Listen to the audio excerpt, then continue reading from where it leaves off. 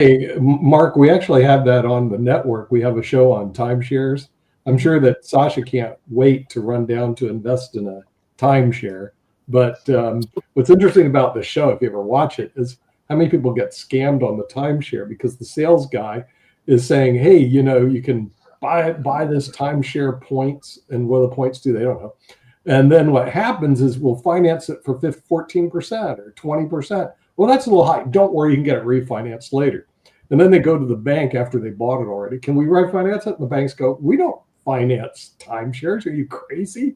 There's no value there. There's no value. Speaking of no value, and I'm gonna come back to speaking of no value, I'm gonna come back to Trump and one of his favorite things and everything, because we know Trump likes underage people and all along those lines. But apparently, there's one of those underage pageants, or maybe they're not really underage, but there's one of those pageants that is now in trouble because some people are claiming, are you ready for this? That it's rigged. So 2 Miss Universe judges have quit the scandal hit pageant because one of those judges is claiming that it's a rigged contest, even though a lot of people have been thinking that for years and everything. So what is your thoughts about this notion that maybe Miss Universe isn't really Miss Universe? It's a whole resigned and rigged thing, because this is apparently a big scandal in the world of. Look at how it's judged. That's how they operate. I don't know what planet you're on. My cousin was Miss Tampa, but they were also big donors to the Miss Tampa pageant. But let's see what Sasha has to say about timeshare investments. I'm really curious to see if he's ever owned a timeshare. Sasha. No, I'll tell you something that I think it's a brilliant show, and I'm surprised that not so many people are watching it, although I think probably 20-30 million people should watch it, because what they're deriving from the show is self-respect that they never invested in this timeshare scheme, and that there are so many people are losing money on that, and they are proud of themselves that, oh, look at these fools, look at how much money all they lost, and we didn't, because we're smarter, we're more careful than these idiots. So this is probably should be easily #1 show on your network. So it does have very high ratings. My wife and I ended up owning a timeshare for the same reason a lot of people our age do, because our parents bought one in the 70s when it wasn't such a bad deal, and then they passed away. You know what they were doing back then? They were actually selling weeks. So you basically had a partial interest in a house for a week or 2 weeks or a month or whatever. Now they're not selling weeks because you can't get extra money for weeks. It was back 50 years ago. It was selling points. It was selling points. Wait, what happened? This is worse. This is all cryptocurrency. It's worse than cryptocurrency. Let me finish my point. So you can end up owning a timeshare through no fault of your own, and you can be victimized that way because you may not know better. You think, well, this is a thing, I should be able to sell it. And there will be people who say, yeah, just work with us and give us $600 and we'll help you sell it. No, they're worthless. The best you can do is to get out of it, is to talk to the timeshare company and beg them and say, we didn't buy it, we inherited it, quit charging us every year for this thing, let us go.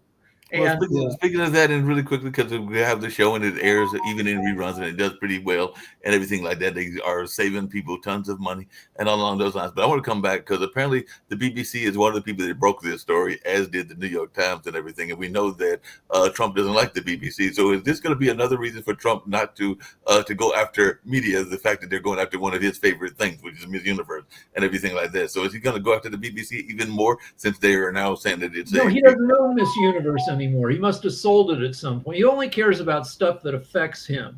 So like somebody asked him on Air Force One some questions he didn't like, and he said, quiet, piggy, to this female reporter. So but he could give a crap about Miss Universe. Yeah, that was a real because he apparently had done that before, where he had called somebody Miss Piggy that had put on some weight, and definitely as you age, you do that.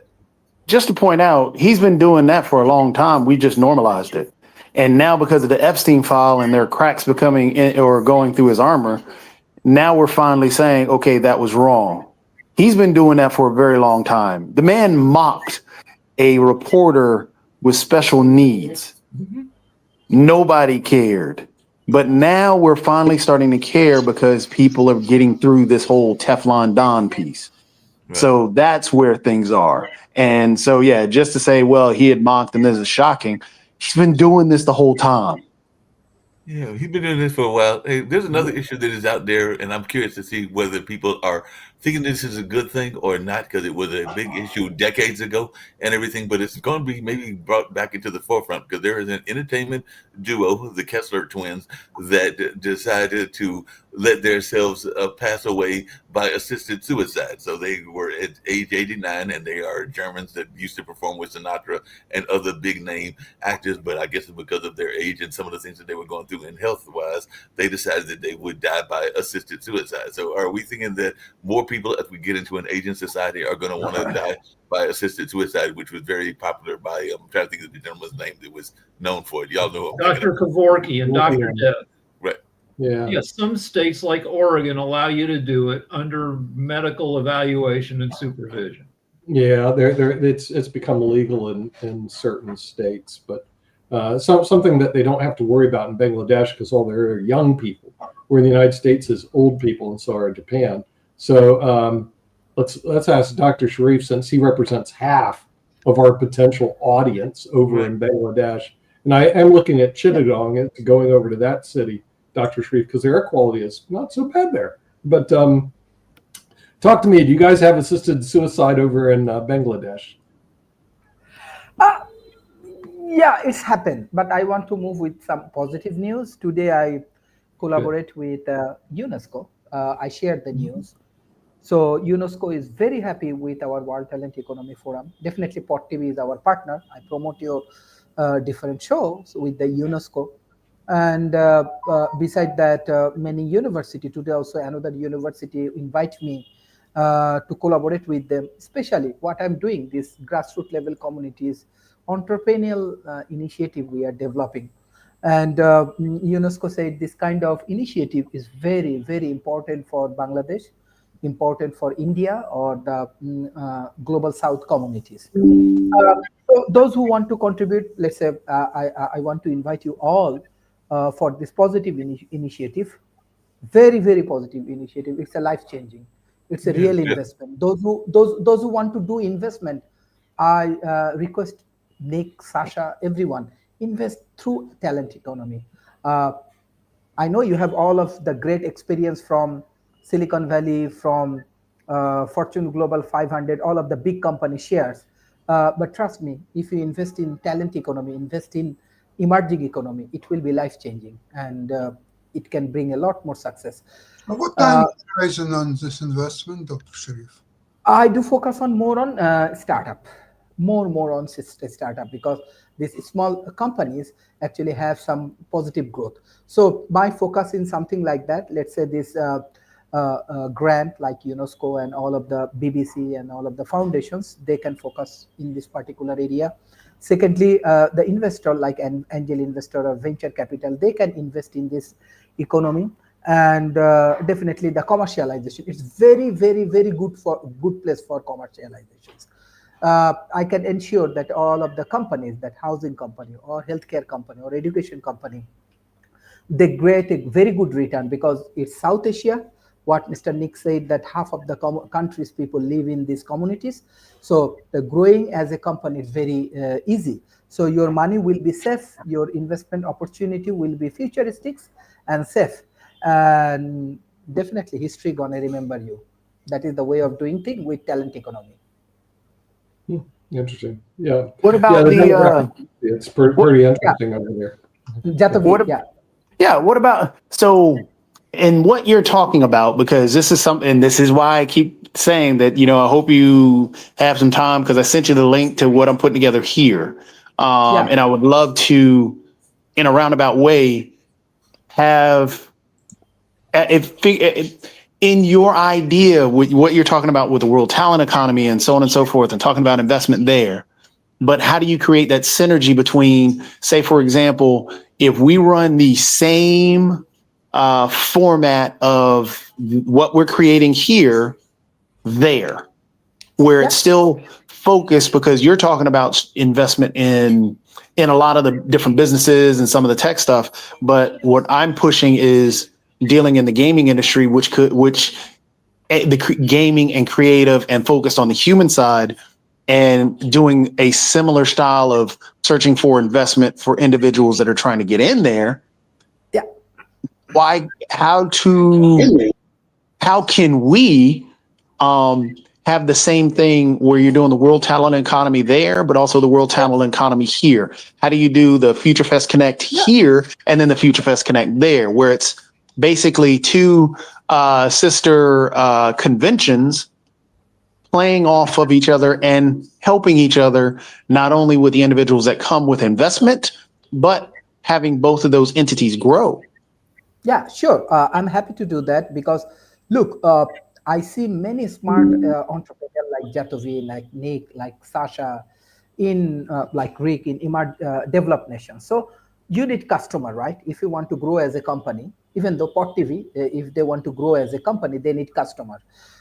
Emerging economy, specifically South Asia, is very good place to engage with this community. If you want to engage with China, it will be very challenging. If you want to engage with Middle East, yes, it has money, but they don't have too much of audience. So if you have good customers base, right, for your company, for your gaming industry, I'm sure, let's say here around 60% population youth, 750 million people actually youth. So they will be very interested about gaming industry, this innovative industry. So if you have a customer, so very simple, like you are getting a lot more investment in your company. That is the way I'm always requesting global South and global North. You living in global North and global South. No barriers, no immigration barriers, no war, no fight. Be good friends. Make a good economy. That is very common thing, very small things we have to change. And I believe this way you can get a very good return for your corporations. Simple things, very, very simple things. Be good friends. What Pot TV is doing. Well, speaking of being good friends and everything like that, I mentioned that next week we're going to have a guest on GetSoFly.com, Heather Cherty, who has got a flying car, and she'll be appearing on next Tuesday here on World Edition and everything like that. So definitely keep that in your mind. But I'm also seeing that in Dubai, the Dubai Air Show, they are having the flying taxi startup debut. So are any of you going to be trying to get either in a flying taxi or buying a flying car? Because like I said, this is something that ironically you did it in Northampton County, which is a small area, because you need a small area in order to have the land space to do the demonstration of a flying car. But like I said, we'll be having her on the 25th and everything like that of this month. But are any of you gentlemen going to be trying to get in a flying taxi? Mark, just one thing. Sorry, Nick. Just one thing. Like Dhaka has huge population, lot of traffic jam. If really you invent or any company invent flying cars or something like that, this is a very good market. Trust me. Well, like I said, she'll be on the show on the 25th. Join me when she comes here on the 25th. Heather Cherty, she can tell you what she's invented. Nick can be venture capital for us, like business incubation. Or we can bring this 750 million youth markets and these great innovators. Nick has and Sasha has a lot of experience for investment. Hey man, everyone billionaires. See the problem with a lot of people that are not just the investments, it's the taxes that take place, which are a big issue for anybody who's high income. So I was going to go to Jatovi because I know he's doing a project. If you invest in emerging economy, let's say if you invest in Bangladesh, 10 years, you do not have to pay any tax. Oh, really? 10 years. Yeah. Okay. 10 years. You are an investor. 10 years, you do not have to pay any tax. Yeah. So save your money. Become like a great entrepreneur. Yeah. So, yeah. Because one of the big problems of high net worth, high income people, it's taxes. It's their number one budget item. In other words, it's their everywhere. Speaking They're always looking for places. You can save. You Hey, can- Nick and Cherie, speaking of high income, there is a company that a lot of people like to go to. It has a nickname that some people have for it because of its low prices. And I'd love to hear Sasha's thought around this, but I just heard that they may have hit rock bottom because a lot of people, when they're looking for cheap activities or cheap clothes and things like that, they will go to what is nicknamed Target. It's called Target, and they're saying that Target may have hit rock bottom, and that's what CNN just reported, and that was a major discount store. So they're lowering their top end of their profit outlook and everything like that. So they're going to spend $5 billion on store revamps, but that was a popular store for those that like discount items and everything like that. So is Target in trouble? I don't know. I have a problem with retail. It's not a sector that I really get involved in terms of buying their stock because it's so subject to getting crushed. It's like the airlines. I don't buy airline stocks because they can fall out of the sky and there goes your stock. And I don't buy.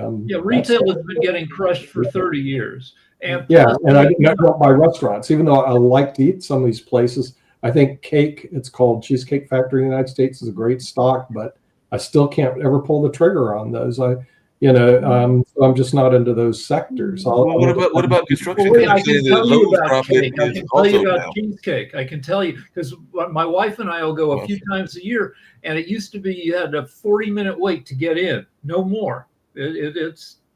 I wouldn't invest in. I mean, still a great restaurant, but not as popular as it was 10 years ago. But Rick and Nick, what about? I said that they had gone down. They actually went up, but it says it looks like Lowe's rallied on their Q3, and it looks like analysts are hammering Home Depot, but it looks like Lowe's stock jumped. So would you do stuff that's in the construction space? There are all sorts of signs that most Americans are in some degree of economic distress, right? And it's bubbling up. We haven't seen the numbers to support it yet, in part because the government's been shut down for a month and a half, and we didn't get last month's numbers. But as we get into the beginning of 2026, we're going to see rising unemployment, rising inflation. The one thing that I wanted to point out is I had heard today, and honestly, Sasha, I'd love to hear if this was what you heard as well, but I had heard today that the investors are really kind of nervous because of the AI bubble. Yes, you're right. And today is probably the biggest day on the stock market in all year. Today at 4 o'clock, NVIDIA numbers will be released. And this is the only thing what can help to survive AI universe. Without NVIDIA positive earnings and positive comments by Jensen, without that, they all will go down the toilet, and people will lose trillions of dollars is on the line, and one stock, NVIDIA, dictates what's going to happen to millions and millions of investors in artificial intelligence and all quantum computing and all other wonderful stocks. Now, speaking about the casual food restaurants, I've read comments about Chipotle, which stock about a year, 2 years ago, it was flying. You couldn't even touch it. Then it split, and now it's back to reality. So they admitted that many Americans who used to, for casual dining, consider Chipotle, they cannot afford the casual dining anymore. They cannot afford even McDonald's anymore. So Chipotle is on the block. It will go bankrupt as many other casual restaurants seems. And McDonald's will fight to keep its audience, and there is nothing below McDonald's anyway. So if people want to continue to live and eat, they will have to go to McDonald's. Before COVID, my wife and I go out to dinner, I don't know, once a week, maybe twice a week sometimes. Our price point used to be $30. Get out of there for $30 for two with tip, unless it's a special occasion. After COVID, our price point is now $50. Yeah, and by the way, I did check the target price on the stock. Last 5 years, it's down 50%. And that's the reason I just can't do the retail sector, because you can get clobbered. 1 year, they're the darlings, they're up like, now they're down 50%. I mean, there's another store like that. TJ Maxx apparently is outperforming, and they're saying that that's signaling in more frugal shoppers. Because TJ Maxx is another one that people like to go for discounts as well. Yeah, you're right. TJ Maxx and Target are two different price points. Yeah, TJ Maxx is super cheap. So yeah, people will spend money in the cheap stores. Yeah, but as Rick pointed out, and I think Nick, you can actually look it up as you're tracking, all the big box stores, Best Buy to all of them are struggling because, I mean, the online community is where a lot of people shop. Yeah, the online community. Retail is a terrible business model now. Retail's terrible. Retail, I mean, used to be the only way that people could buy, but now you're guessing what people are going to want. You have to put it in your stores for people to see. That's a crazy model and everything. Before we get off, we got about another 5 minutes. I know I got Sasha's investment show. Speaking of investment, coming up at 1 o'clock. But I did have a question for you, Nick, because apparently Meta, that's another one of those big. Yeah, they're the ones that keep throwing us off. They won a landmark antitrust case over Instagram and WhatsApp accusations. So they're saying that they did not violate the law when they brought Instagram and WhatsApp, is what a judge said yesterday, and they're saying that's a big antitrust win. So what is your take on that as a person in the legal profession? Did Meta win that one then? They did win that one. They won that one. Okay. Meta's, the thing is, I'm not broadcasting on Meta. I'm not broadcasting on Facebook. Why? Because they stuck me in Facebook jail. They also stuck another one of our shows, Weed Wednesday, into Facebook jail. And they also took one of our other producers. They have 3 of us in jail right now. So we asked Meta, why are we in Facebook jail? No response. I mean, that is one of the Facebook is one of the suckiest companies and Meta out there. The best thing to do is to go somewhere else. They're just horrible. And so we've been, I'm on TikTok a lot because we can broadcast there. And LinkedIn is great. I think they're owned by Microsoft, but they never pull the stunts that Facebook does and YouTube. By next year we're gonna restore all of our stuff away from YouTube, so we're gonna have our own storage on Blockbuster Video TV, because you can't trust any of these big companies. I mean, you talk about kings. They kept talking about Trump being king. Forget Trump. He's a tiny little prince. The kings are the kings of the corporations, the big corporations in America. And the oligarchs are the extremely wealthy people in America who keep low profiles, importantly, because they don't want their heads chopped off.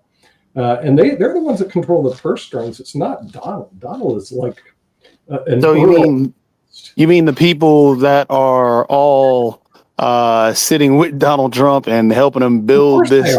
Yeah. So I mean, it's Machiavelli all over again. Jacoby. I mean, he wins the election, and so they suck up to him. By the way, if Kamala Harris was there, guess what? They'd be sitting in Kamala Harris's chair. It doesn't matter to them. What matters to them is pure profits, money, and power, and they don't care about anything else. So in terms of politics, they'll bet on both sides, and whoever wins, they don't really care. And they're the kings of America. It's not Donald Trump. It's the people that run these big corporations in the United States. They're the real kings. But I guess you missed Nick. I guess you missed the joke that I just pointed out. There is a difference. One created the Consumer Financial Protection Bureau. Yeah. One has dismantled that bureau. One was focused on. Hey, listen, I can't help it that you Americans voted a lunatic into office. I had nothing to do with it, So I voted for Kamala Harris on the record. Why did I vote for Kamala Harris, even though everybody thinks I'm a raving right-wing liberal? I'll tell you why. Because the other guy's a lunatic. So you had a choice: a person you really didn't like but wasn't a lunatic, or a lunatic. That's really the point. And America voted for the lunatic. You don't want to tell me much about him. It tells me about the American people, how they think, or in this case, lack thereof. And if that's their values, I'm living in Spain and I'm buying another place in Scotland, and I'm just going to be bopping Europe until things settle down over there. All right, you Yeah. don't want to invest in retail. What you want to do is flip houses. I just looked it up. There are Wow. 7,000 houses in Pennsylvania that are less than $80,000 and less than $50 per square foot. You're Yeah. kidding me. You find the places in America where Yeah. housing is cheap and you create rental properties, or you invest in the companies that are doing that. Yeah, there's that whole book written on Rich Dad, Poor Dad. That people say, "Oh, I don't have money to invest in houses." He showed how he invested his first house. He actually borrowed like $2,000 from a friend, used it as a down payment, bought a home for like, 40,000 because it was a distressed property, and then immediately put it on the market for 60. Before he closed, he had a buyer, and he pocketed 20 grand. And I can tell you my experience. I've bought quite a few homes out of, they call it foreclosure. In other words, these homes go into foreclosure. You can get bargains there. I usually make like 100 grand a year buying homes out of foreclosure and then flipping them. And why? Because why not? It's too easy, is what I'm saying. And it's also very difficult because it can be very competitive to be able to go in and you have to bid on auctions. It's a pain. It can be very competitive. I don't do that anymore. We're getting ready to wrap up, and I know you said you're going to be buying a house in Scotland and everything. We'll have to reach out to that Scotland podcaster that used to be on the show regularly about 3 or 4 years ago, and I got to remember his name, but he was out of Scotland and everything like that. But he was one of our regulars in the early days of this particular network. So maybe he's got a house that he can help you get invested in. But I do remember. No. Well, maybe investing, because like I said, every time I look to buy a property, I'm looking to make at least 100 grand on the property. Because somebody goes, "Oh, I'll sell you this." No, you're not. Yeah, I bought, exchange millions of dollars worth of properties. Now I buy it, I buy low, and I sell high.